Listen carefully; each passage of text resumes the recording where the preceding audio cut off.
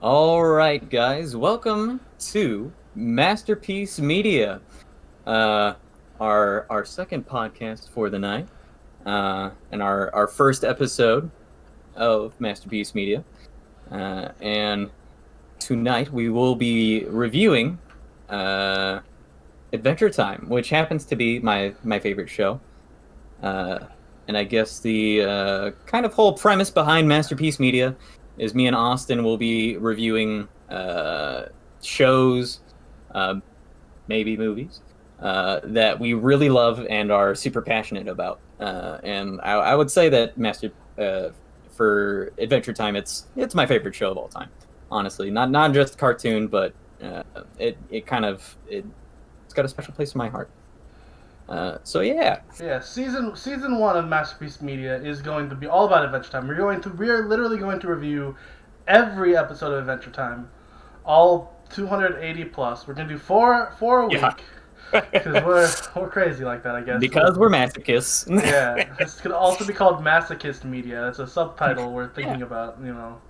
Yeah, Eminem. Yeah. And Eminem. Yeah. So, but yeah, the general idea behind this podcast, like Chris says, the idea of this podcast is I wanted someone to bring something that they were super passionate about, and preferably each season. Not always. Once we go down the line, there might be a show that me and Chris are both passionate about and really want to talk about because of it. But yeah, I'm sure there'll be one. I've got one in mind in specific. There's a specific, animated show that I think me and Chris both think is art and both love that we might get to. Yeah. But that's not the point for this. That's not this season. That probably won't be next season. The point is, I was interrupted there. Well, Sorry. I want this show to be. Preferably, I want someone on the cast for this season to not be a super fan. They don't have to hate the show because that might make an awkward dynamic.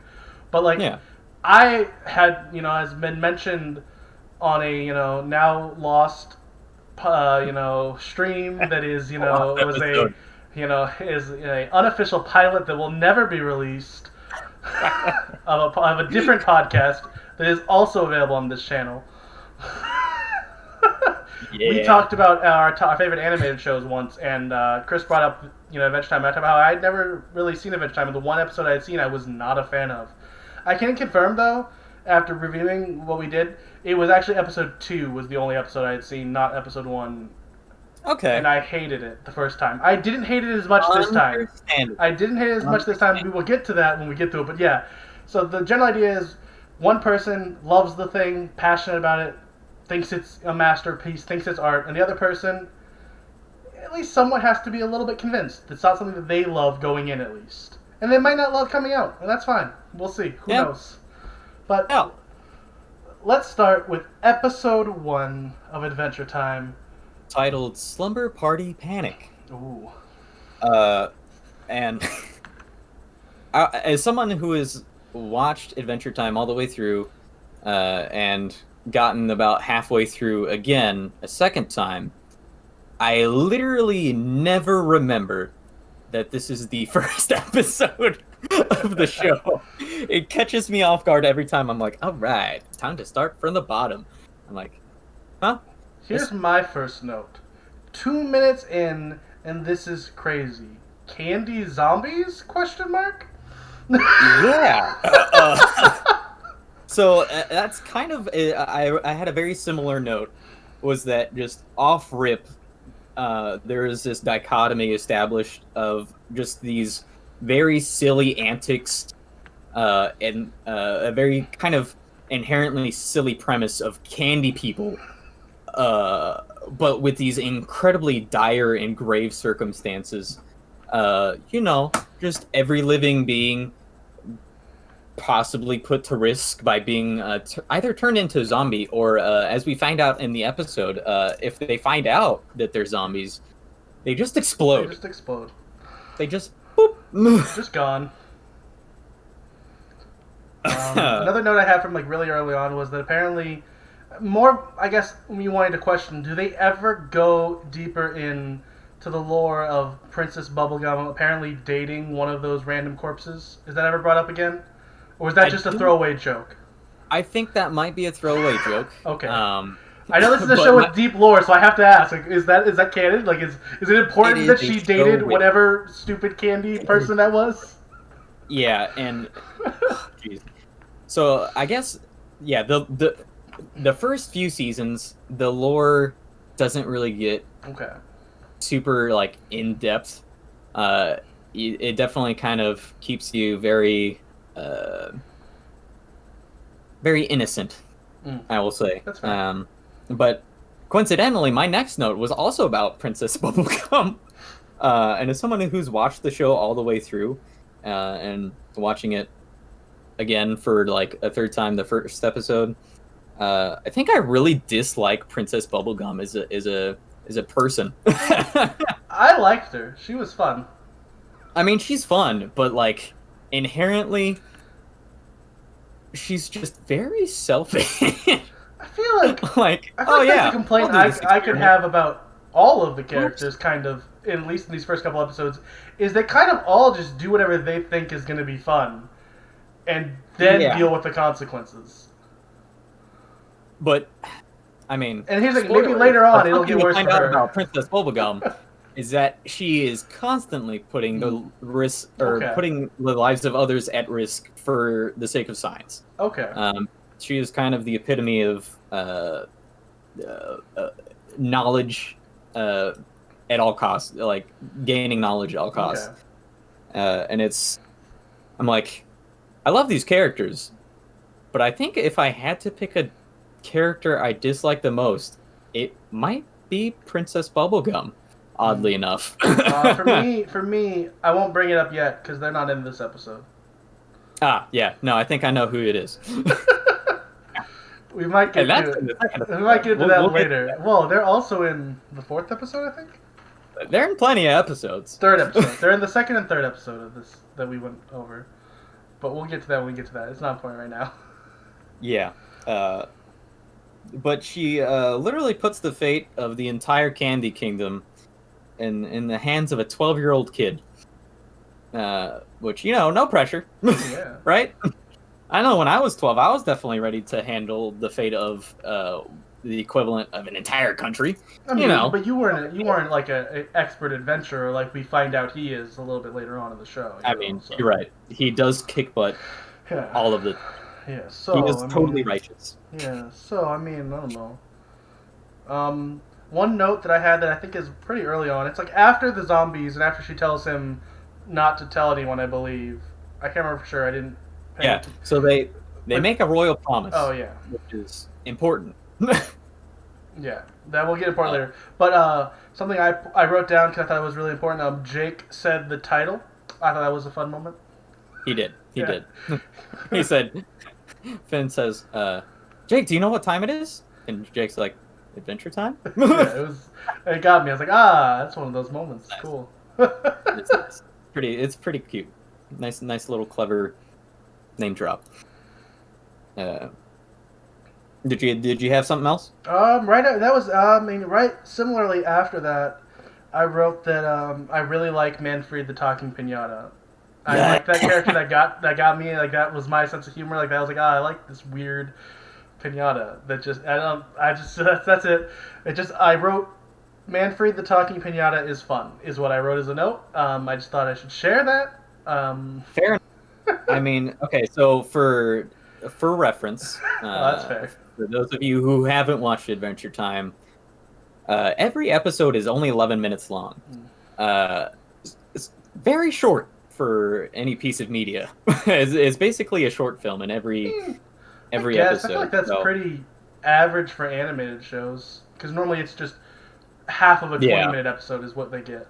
So if it seems like we don't have a whole lot of notes on like a given episode. I have more. I was going in order. I have a little bit more. But just as a forewarning. There's a reason I have 2 pages for these 4 episodes compared to 2 pages for just 1 episode of a different show we're doing. Notes. There is a lot more stuff that happens in that. Well, but that's what there isn't. There's just so much stuff in this show that I didn't know how to write notes on. Yeah. Like there's so much like sight gags and just weirdness for the sake of weirdness constantly in a good way though. But like it's just like it's there. It's like am I supposed to write down what every one of these weird candy characters is saying? Is this a note that I should share on the podcast? I don't know. No, I mean, yeah.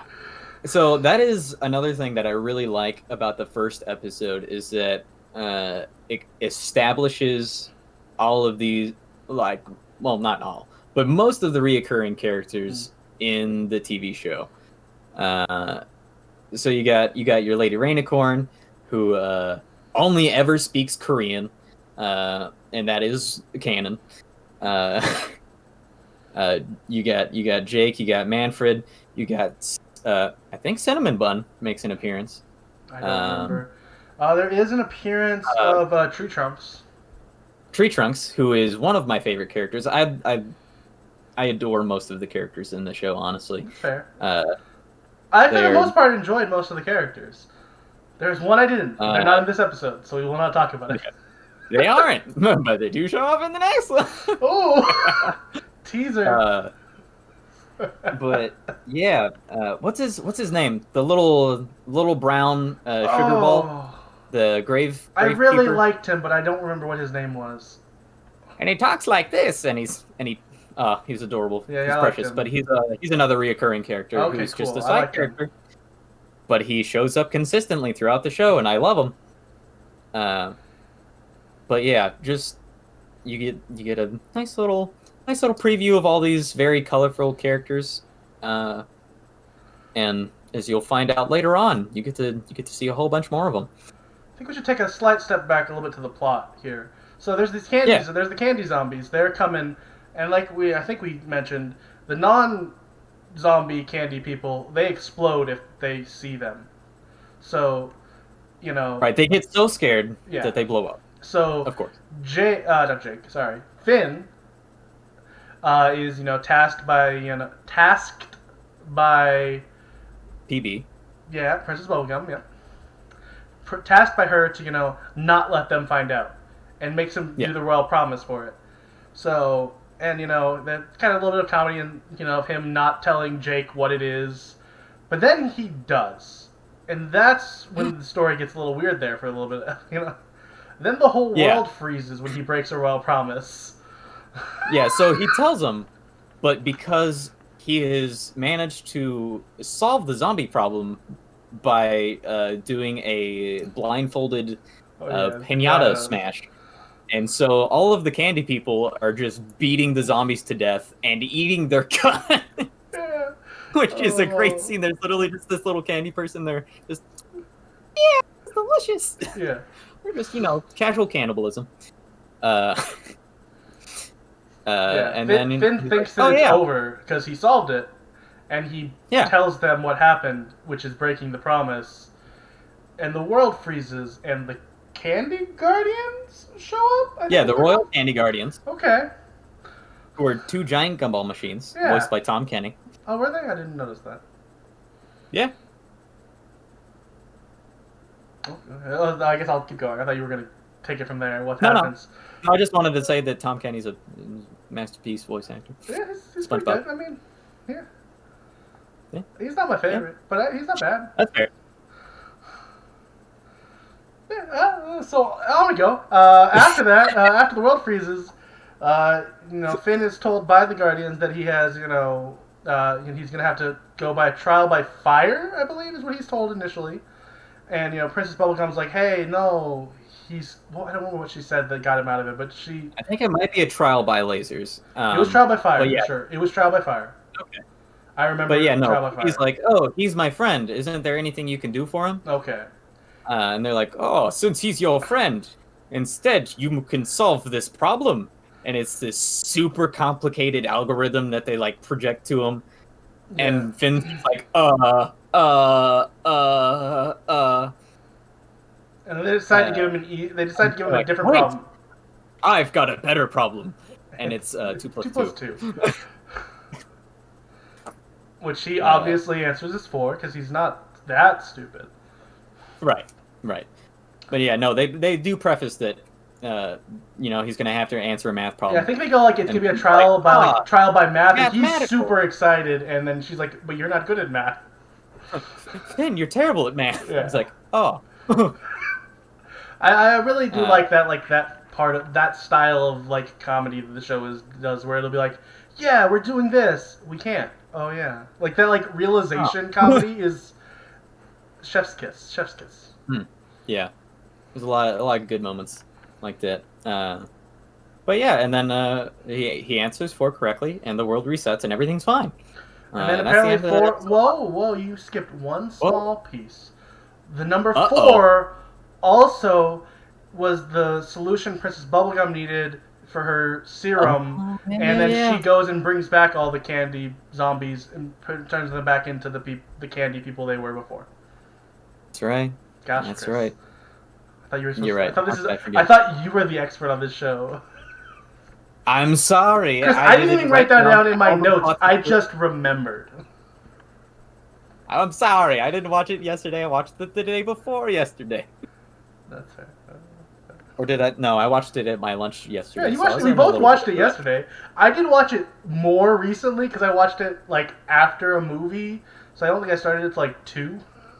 But oh my gosh, jeez. Yeah, I was up till 7 last night watching stuff, and then woke up at 2 and pretty much started watching stuff for today's stuff.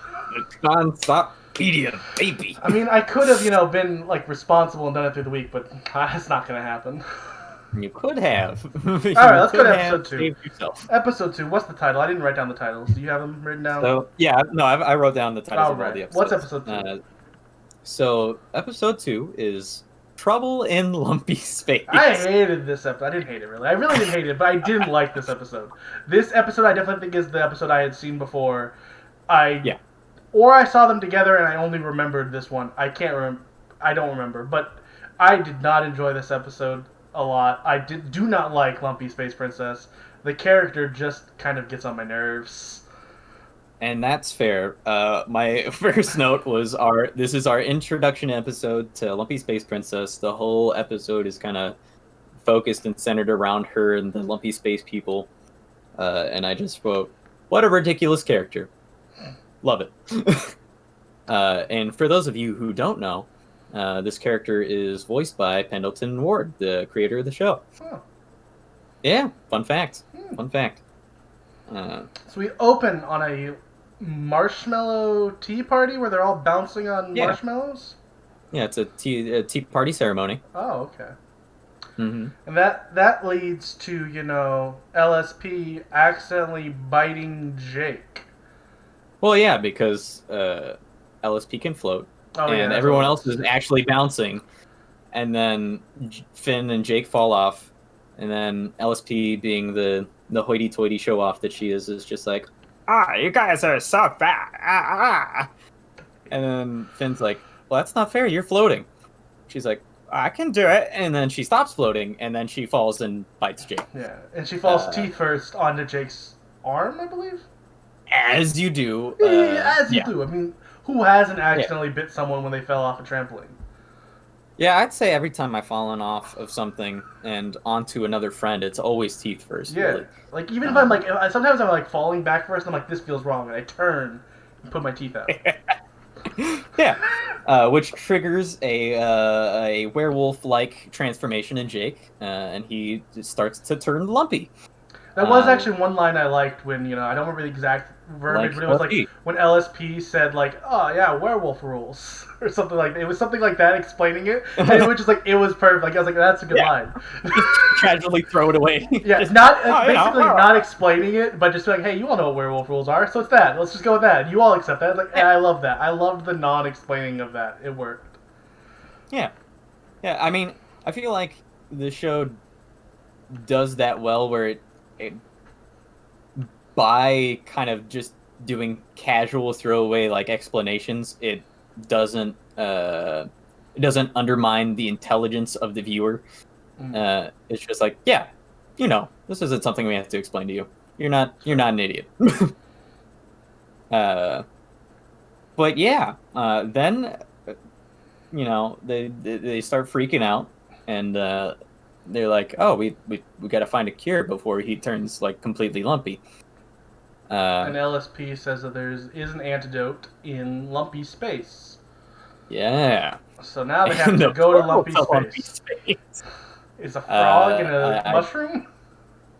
Yeah, it's just a little toad sitting on a mushroom. It was like a toad sitting next to a mushroom, wasn't it? I think so. I think it was, which made it. The thing was like, it's the toad in the mushroom. Yet only the toad was the portal, and it really like caught me like, what? Why was the mushroom even there? Why did they even bring up the mushroom? Because the toad was like straight up next to the mushroom, and the toad of the mushroom was like, oh no, what are they going to do with this toad and mushroom? And then the toad just licked them into Lumpy's space. Well, they had to give him the password first. Oh yeah. Which is one of my favorite parts. It's just LSP just shouts, "It's 2009," and it's like password accepted. Which I feel like that password is just the epitome of the character of Lumpy Space Princess. It's just this obnoxious, very satirical look at a dramatic high school student. And really, I mean, I guess you could just say that about all the Lumpy Space people, right? Yeah. And this episode is just like, oh my gosh, it's just so much melodrama. It's ridiculous. So I've been doing the Lumpy Space Princess voice, right, a lot, and I could understand if someone didn't like that voice, why that would ruin this entire episode. It's the voice and a little bit of the personality. It's a mix of the two. I just hate the character. Everything about it, really. Like, Lumpy Space Princess is not a character for me. I mean, she is written to be, like, the annoying one. Yeah, but if so, they're doing it too well, because it took me out of it. Yeah, no. She is very unlikable. Yeah. And I love it, which I usually don't. But I don't know, something about just how ridiculous she is. Masterpiece LSP. Masterpiece Media, you mean? Yeah, one might call it that. That's the show title. I gotta point the other way because we're mirrored. The show title. Other way. It's in it's bottom left corner. Oh, so down, pointing a little down. Yeah, there. It's the show title. Oh yeah, I did it wrong again. It's that one. We're mirrored, and I'm not used to that. So, anyways, they get into Lumpy Space, and they meet LSP's parents, who are one being. One person. Mom is one head, dad is one head. Although it's more like mom is the being and dad is like a tumor that's sticking out. I think it was the other way around, if I remember right. Is it really? I'm pretty sure it was the dad talks first, and then turns, and then there's mom. I'm pretty sure. I think they are in the same frame, I believe. Either way, small detail. Does it matter? Not really. I think, though, the dad is, like, the base with the mom head kind of deal. I'm, like, 99% sure. I'm looking this up. Okay. I am doing research. Well, real quick, while you do that, part of what happens in that scene, it's the first time we hear Lumpy Space Princess use lump as a curse word, and I do kind of love that. Yeah. There's definitely a lot of, like, oh, this is lumping unbelievable, or, like, lumping this, lumping that, and that got me. I like the good old, you know, I don't remember who did it first, but like I think I don't remember what it's from. But there's like it might be Family Guy does like the Smurf joke for the same idea where they use Smurf as a curse word, and like, that's a funny joke to me when you use a random word that's not a curse word as a curse word. It can be really funny. Agreed. Yeah, Agreed. That's just it. I like when non-curse words are used as curse words. That makes me feel. That's like that's not a curse, but it sounds like it because of the context. Hey, Lumpy Chris, I'll be honest, it doesn't matter what Lumpy Space Princess's parent is, because we should move on and keep talking about the show. You're right. I mean, you were right. Okay, you were right. The dad is the main being. That's what I thought, but it didn't matter. No, it doesn't. It really doesn't. So yeah. They have an argument. Lumpy Space Princess is the epitome of melodrama, and oh, I guess we should take a slight step back, actually. Before the parents' interaction, we find out that they need a car to be able to get to the cure because Lumpy Space is just a bunch of, like, floating areas. Floating clouds. and you just fall into the abyss without a car. The implication, you said they can't float. The implication at that point, at least, was that even lumpy people wouldn't be able to make it from there to there without a car. Oh, you're right. You're right. Because it would just be, there was a giant void in between them. So yeah, they try to get the car from their LSP's parents, but since she's throwing so much tood, they're just not having it. And so they decide to call up one of friend Melissa, right? Melissa, who has a date with Brad that day. Or no, it's the weekly prom coming. Yeah, come dance. on, Chris. How could you forget weekly prom coming? Well, LSP forgot weekly prom. No, you don't. You're right. Yeah. Melissa's like, I can't believe you'd forget us the weekly prom coming dance. Chris, we don't have to do the voices. If anything, it might be more... I love the voice. I'm sorry, but we could not and say we didn't. I know Austin hates the voice, which only makes it a better incentive for me to keep doing it, honestly. Remember, part of what we wanted for this show, this podcast, was for you to win me over on the show. And if you constantly feel the need to bring up the part I hate the most constantly, it's not going to help. I don't know. I think it might help. But yeah, they call her, and little do we know, there's romantic tension between Brad and LSP because one time I hate to keep correcting you, but it wasn't little we know. She says that she doesn't know if she wants to call Melissa because she dates Brad now, who's her ex. That's like one of the first things she says about Melissa. I watched it more recently. I promise you, she said that like she meant Lumpy Space Princess is meant like when we find out who Marissa is, she already is mentioning how she dates Brad, who's her ex.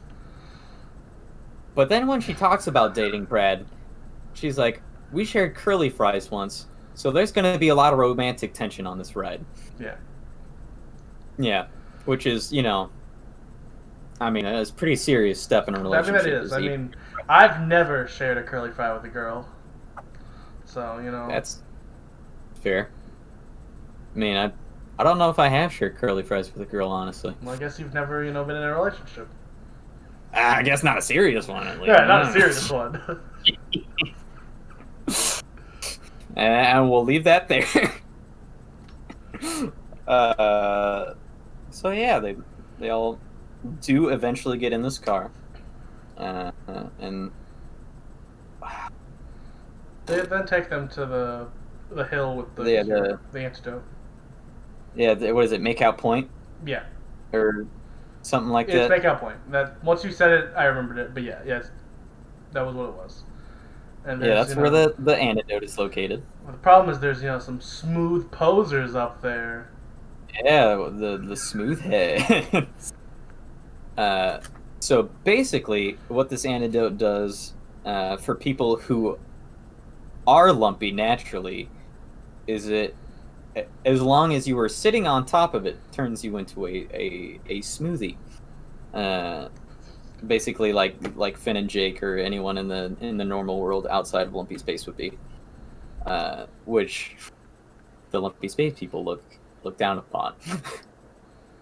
And so Finn and Jake are literally about to get the antidote for Jake when LSP just interjects.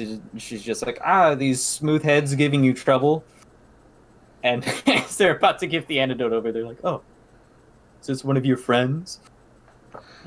And basically LSP just ruins everything, as she is oft to do. I wrote it as LSP screwed up getting Jake the antidote, was my note. Yeah, she does. Yeah. And immediately after that, Jake goes completely lumpy. And sad. then Jake and LSP drive off to the weekly prom coming dance together to go party and have a good time. Which sends Finn into a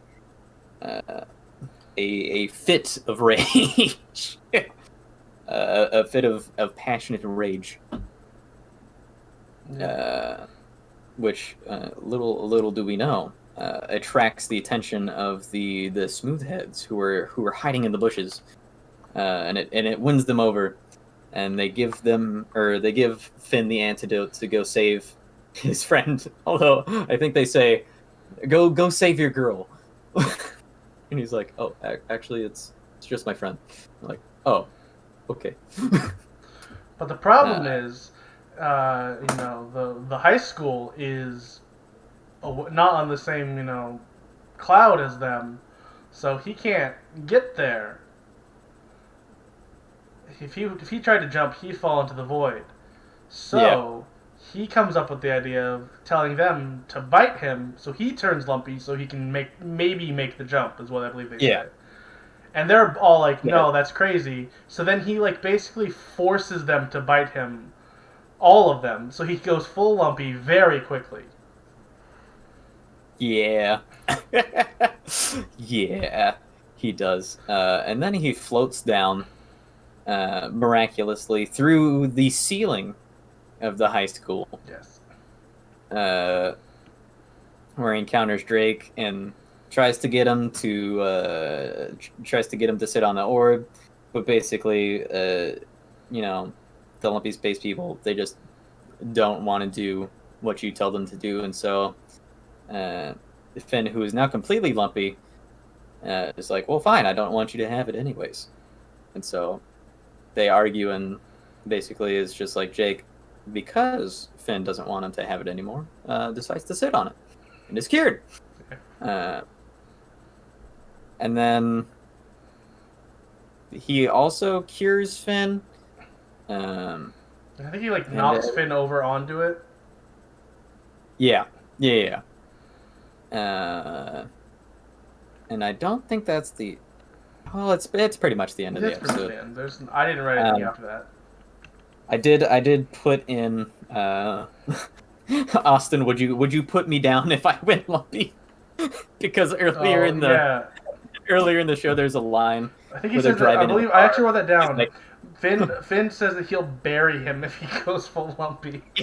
Yeah, because Jake, as he's turning Lumpy, is just like, "Finn, if I turn Lumpy," and Finn interrupts him before he can finish. He's like, "I'll put you down. I'll bury you in the backyard next to Mom and Dad." He's like, "Oh, is that whoa. I missed that. I missed part of that. Oh, geez. I was gonna ask if you would accept me as a Lumpy Space person." That really got me. That was good. My answer is, Chris, I would kill you immediately. Thank you. That's honestly what I would want. So I'm thankful for that. Also, I warned you earlier before we started watching Adventure Time to look out for a small little Easter egg. I never found whatever this was. Okay. You want to tell me what it is then? I couldn't find it in the first episode. Okay.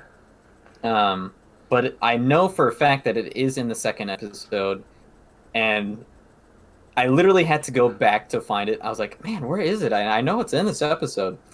And I did manage to find it as early as episode 2. I think they did end up retroactively inserting it into episode 2. But yeah. What is it? So it's just this little snail. Oh.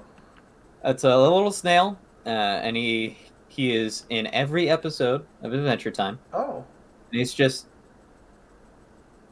smiling and waving for our audio listeners. Sorry about that. I just sat there silent for a second. But yeah, the snail will show up randomly, just smiling and waving at the screen. Okay. It's kind of a little fourth wall break. But keep an eye out for it. I'll try, I guess. Every episode. Okay. You'll see why eventually. Okay. But yeah, keep an eye out. I'll keep an eye out, Chris. All right, keep an eye out. All right, episode 3. All right, episode 3, Prisoners of Love. And this is our first introduction to the Ice King. Why are you jumping into that yet? There's a whole intro before we get to that in the episode. Oh, you're right. You're right. Go on. They're sledding on an office chair for some reason. It breaks. Right. So then they start sledding on each other. Really weird. Then they run into Ice King. Yes. You can continue with the... Well, that's it. That's all I had there, was that they sled. Okay. And then once they run into Ice King, they say he's not cool. I wrote that down. And that really sets him off. Yeah, so the thing about Ice King, who is really the only antagonist we've kind of really been introduced to at this point at this... Oh, no, I still feel like LSP is the antagonist. That would be a huge plot twist, honestly. But the only thing we can really call an antagonist, and I feel like even the Ice King as an antagonist, you can kind of feel sorry for him. Yeah, he's kind of this. He's really goofy, and honestly, like most of the vibes that he gives off is that he's just like really lonely. He's just kind of longing to form this like genuine connection with another being, which I feel like this character, despite in most scenes kind of being played off as this goofy, insane guy, is like really well written, because there's like these like gags that they slide in where it just gets really real, and you kind of get this glimpse of humanity between like the moments of insane rage. But yeah, we'll get to those here in a few minutes. So they run into the Ice King, right? And yes, he makes snow monsters for them to fight, and they very easily, like without really batting an eye, destroy them in like 20 seconds. Yeah. R.I.P. to the snow monsters. Yeah. So then Ice King just immediately like freezes them into like a giant block of ice. It's like, if you have that power, why not just do that? Yeah. You have this like guarantee you're frozen power, but he's like, wait. Let's try the snow monsters. Don't Finn and Jake like make a snarky remark after they defeat the monsters, and they're like, haha, you can't beat us, Ice King, and then he's just like, zap! That sounds definitely plausible. I can't remember for sure, but that sounds right. Yeah. So then he drags their frozen block to his ice palace, where he throws imprisons them in ice prison. Yeah, with the princesses. A very large cast of princesses. I think there's 6. And I would like to get your take on all the different princesses, because that's also one of my favorite parts of Adventure Time, is just like all the weird, like wacky princesses and like characters that you get introduced to. There's a lot. There was like a slug one, I think. The slime princess, yeah. Yeah, there's her. You got LSP showed up again. Yay. Was there a candy one? Maybe. No. No, because that'd be Bubblegum. Yeah, so no. It was like a Doctor Princess, maybe. Maybe, I don't know. I feel like they didn't go over all the characters. I think only one other princess was even said by name, though. I don't remember what it was, but there was at least one other like something. I want to say Ragdoll Princess was in this episode. She's I kind think of like so, but they didn't say her. That sounds. There was one that looked like it could have been a Ragdoll, but it didn't have a name. There was another one that had a name. I don't remember. And Wildberry Princess. That's it. That was the one who was mentioned. Yeah. And then there was at least like 2 more princesses who were mostly just in the background. Yeah. Didn't say much. But yeah, so this is where we get kind of a glimpse into who Ice King's character is just this guy who wants to be loved. Well, yeah, let's give the character some justice. He's only imprisoning all these princesses because he wants to marry a princess, but he wants to make sure he marries the right one. So he's going to imprisonate every princess he can find. Yeah. As you do. He wants to be a good husband for the princess. Yeah, it makes sense. Honestly, he's kind of a hero. You said he was the only antagonist. I'd say he's the first true hero we've seen. You know why he's a hero? Because he put stupid Lumpy Space Princess in jail where she belongs. Because she's a crime. Really liking this guy. She's a crime. She's a crime of like crime on life, like an enjoyment. She's the worst. I hate her. She does know how to bring an entire room down. Yeah. But yeah, I feel like as a character who's supposed to be antagonist, he doesn't feel inherently evil. That's fair. Like he is evil. Yeah. But he doesn't feel inherently evil. He just feels like this kind of this like, sad, lonely, he's insane like Ryan Reynolds in Adventureland. Like he's a bad guy, but you kind of like him. Or the movie that you haven't seen, Ryan Reynolds in The Voices. The point is, which honestly Ryan Reynolds is who he is. He's just Ryan. Oh, is he? Too accurate of a comparison, honestly.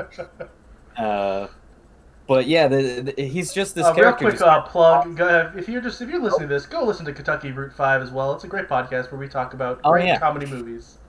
Yeah, if you're watching this on YouTube, that was a reference to our Kentucky Route 5 podcast. Definitely check it out if you like movies. If you like Ryan Reynolds, it's basically a Ryan Reynolds podcast.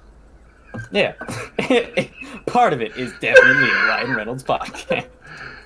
And if you just like hearing us rant, or well, not rant, ramble about things that we like, check it out. If you hate that, maybe check out, please. Please check out. Actually, if you don't, why are you listening to us? Yeah, really. How did you make it into us talking about episode 3 of this show? Because that's what we're doing now. How have you made it this far? Honestly, kudos to you. But yeah, anyways, back on track. All those viewers are like the little kid in The Incredibles. They're just waiting for it to get good. I'm just waiting for something cool to happen. I'm sure it'll get good at some point. I'm sure this is gonna be good, right? Right? Right? No? Oh no, it doesn't get good. Crap. But yeah, So he forces them to play music. Back to the direct plot rather than just talking about the general idea of the character. Yeah, that was most of my notes, honestly, was just, I love the Ice King. He forces them to play music with him. Yeah. And then after that, he goes to get some more fun. Because he wants the princesses to have a good time. He's a genuinely good kidnapper. Yeah.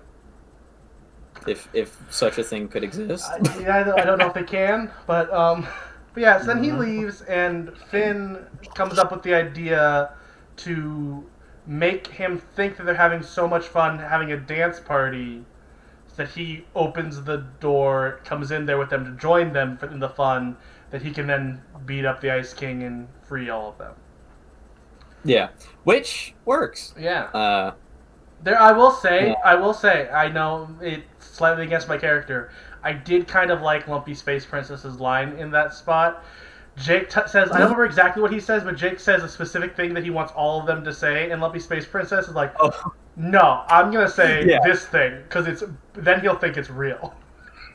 Yeah, So Jake is like, all right, guys, everyone, we're going to say woohoo, like we're having a real good time. And LSP's like, I don't know. I think if he hears us all saying woohoo, he's going to know it's not real. I think we should say, oh yeah, I'm having a good time. I believe she says I'm gonna say. She doesn't even want them to say. She just wants to be the one person. Yeah, no. It's her old, she wants to be contrary. Yeah. She can't say the same thing. Of course. Yeah. And so she says exactly that. She says, oh yeah, I'm having a good time. In just the most unbelievable manner. That was honestly it was a good Lumpy Space Princess moment, which is weird for me to say. I think honestly that character will grow on you. We'll see. But I kind of hope for comedy's sake it doesn't. It would be better for comedy's sake. So if you could just pretend that even if you do end up liking she might become my favorite character. I'm gonna get a tattoo of her on my arm, but I'm gonna always be like, ugh, I hate her. She's the worst. Oh, jeez. I would absolutely love that to happen. So after that, yeah, he comes in, and basically a little fight ensues. Jake, well, Jake's actually frozen in ice at this point, but I think that happened earlier. It doesn't really matter. It really doesn't. But Finn beats up the Ice King so they can escape, and then we get sent into this thing, this weird, trippy, psychedelic, like. So. What? And there's a ghost owl? Yeah, so that is the Cosmic Owl. Okay. This is our first introduction to Cosmic Owl, who is... Should you not tell me too much? Is this something that will get revealed to me and I should just wait? Yes. Okay. It turns out to be a pretty significant character in the show. I had a feeling, but it was just so weird. And he's naked in that scene for some reason. I mean, you don't see anything, but like he's definitely naked. Yeah, so the Night King, the Ice King. The Ice King gets knocked unconscious and is sent into a dreamscape where he meets the Cosmic Owl, and he's having all these existential thoughts. He's just like, why don't people like me? I just don't understand. I just want people to like me. I want to be a good husband for the princesses. And then he meets the Cosmic Owl, and he's like, why don't people like me? And the Owl's just like, you're a sociopath. And then flies away. Yep. And that's it.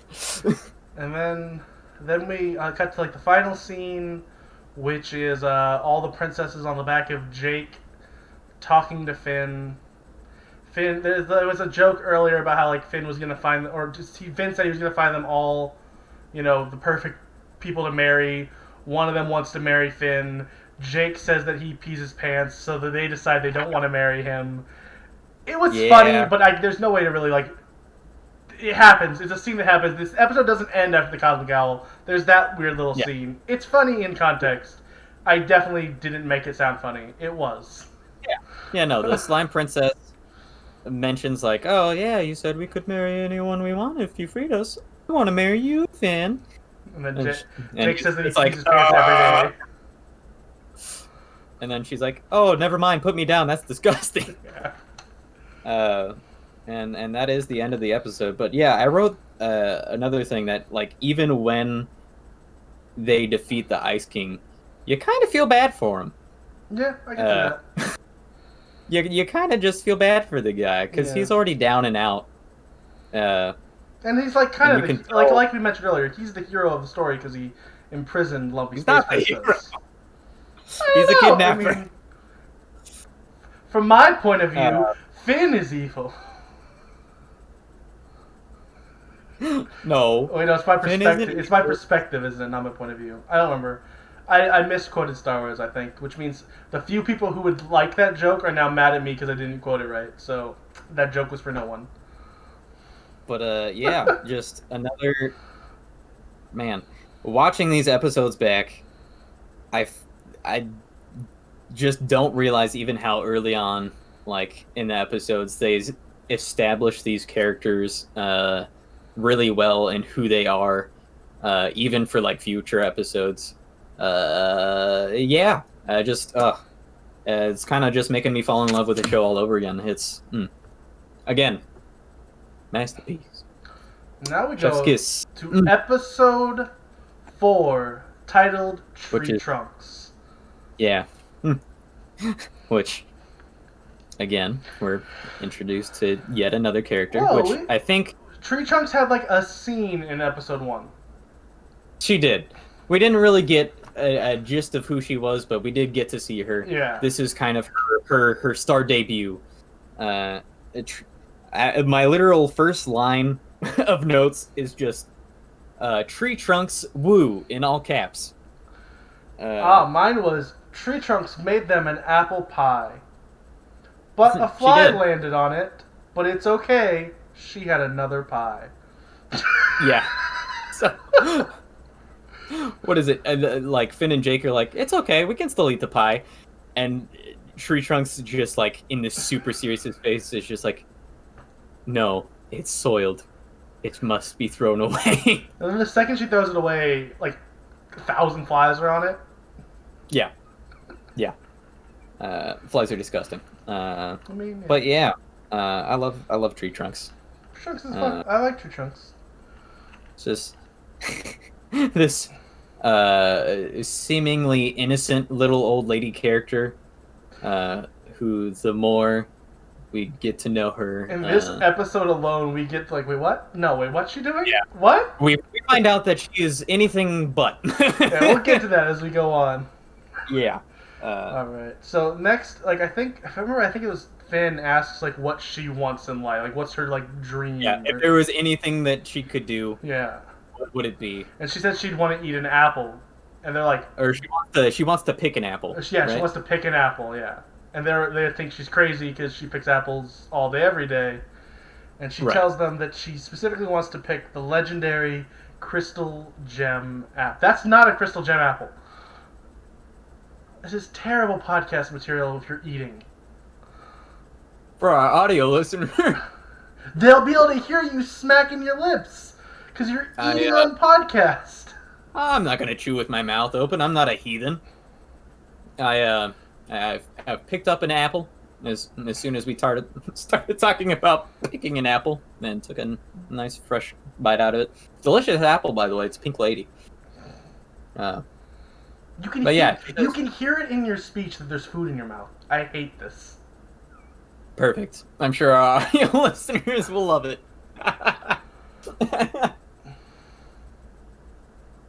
Go on. Tell them about. Then they start going to look for the apple. They have to go through the dark forest. That's where it's at. The first thing they run into, this episode the arc is they run into a bunch of stuff. So the first thing they run into is giant wall of flesh. Yeah. With hello. A giant wall of flesh as like is a monster to have in a kid's show is just nutty. Yeah. And Tree Trunks. It's not easy on the eyes. Tree Trunks tries to make it happy by putting stickers on it. Yeah. So like the whole thing, she wants to prove that she can be an adventurer and go on this adventure, which she is clearly very ill suited for. Absolutely. And yeah, she tries to make the wall of flesh happy with some stickers, and she's got a nice holographic unicorn sticker. Yeah, she places on it. It does not make it happy, but thankfully Finn and Jake are great at fighting, and they beat it pretty easily. It's true. And then the wall of flesh sucks back into a tree, into like all the holes of a tree. Yeah, which was an image as an adult I appreciate, but I feel like as a child should have given me nightmares. Should have, definitely, yeah. The next dungeon crawl baddie they have to fight in this forest are living evil signposts. Yeah. Yeah, they try to get Tree Trunks. I think it was once again just they just save her. I don't remember any specific thing that was really impactful from what they did. Oh, I guess I feel like Jake turned into a tries ball. To combat it, right? Mm-hmm. Doesn't she try to? Because of course the whole thing is Tree Trunks tries to come up with her solution, and then it doesn't work. I don't remember what her solution was for that one. I don't know if it was this one or if it's the next one that she tries to seduce. That's the next signs. one. I wrote it down. It's not this one. Okay. So she probably tries to do something. It fails. So I believe specifically, I think this is the one where she was just trying to be nice to it, and Finn was getting extra hurt because she was just trying to be nice to it. I think. He's just getting the tar beat out of him. Yeah. And then Jake saves the day by just turning into a giant ball and destroying all of them. And then the surviving ones run away. Yeah. Next thing. Jake is. That's kind of his thing. Yeah, is that he does weird things. He could solve most things easily, but he's kind of just this easygoing, Finn will take care of it. Yeah. And I think that was a note. I feel like that's every character Joe DiMaggio's ever played. Because I'd argue Bender could also solve probably most of the problems he's in, but he doesn't care. Does Joe DiMaggio only play characters that don't care? Is that part of if his so, roles? he's excellent at doing it. He only takes roles for characters, and he also like as a voice actor, like I love him, but he's also terrible because he does his one voice, and that's it. So like as a voice actor, I mean, like his go-to voice is his voice, but he does also do the voice of. He does like the Joker in one thing. Like Gears of War guy. He's so maybe it's just people only want that one voice. Maybe I'll take it back. I was saying I do want to be clear. Even if he can only do that one voice, and therefore it's technically you could argue not a good voice actor, he's amazing at that one thing. So I love him. Yeah, I love him. He's great. But for the most part, he only does.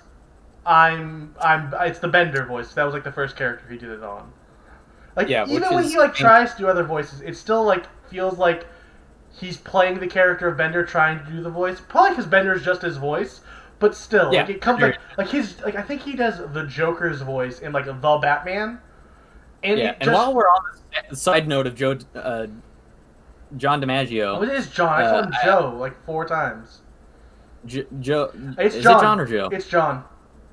Okay, I thought it was John. Yep. So on the side of the John DiMaggio, I did watch a interview with him, and like a lot of the producers wanted him to do his voice because his voice is so unimitatable, and so they knew that would be like a lock for him in that spot.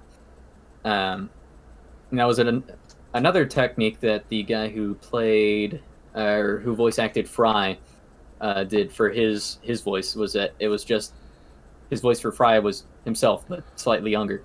Yeah, that's I don't remember his name. I used to know it. But anyways, that's not this show. That's not this show. As a guy who loves voice acting. I do. I also love voice acting. Speaking of voice acting things that I didn't bring up but thought about bringing up, Princess Bubblegum. That's Jake is Jake, and he lets his 12-year-old friend fight these monsters when he could definitely easily just crush them all in one go. What the heck's happening? So yeah, then they encounter the next set of monsters. You're like frozen on my screen, and I swear you just like doubled Austin? audio. I'm here. Am I in the podcast though? Kind of. Your voice is here, but your face is now back. Okay. Okay, cool. Okay, that was weird.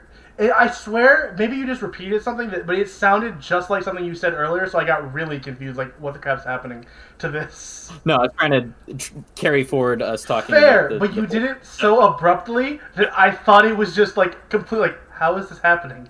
What the crap? Okay, sorry. Yeah, so the next thing that shows up is it's a tentacle monster. It's like snakes in a brain, and... Yeah. And so Tree Trunks decides to try to use her womanly charm and seduce. Yeah, she puts on some lipstick and tries to seduce it. Yeah, it doesn't work. So no, it doesn't. So Finn and Jake have to beat the crap out of it as well. Yeah.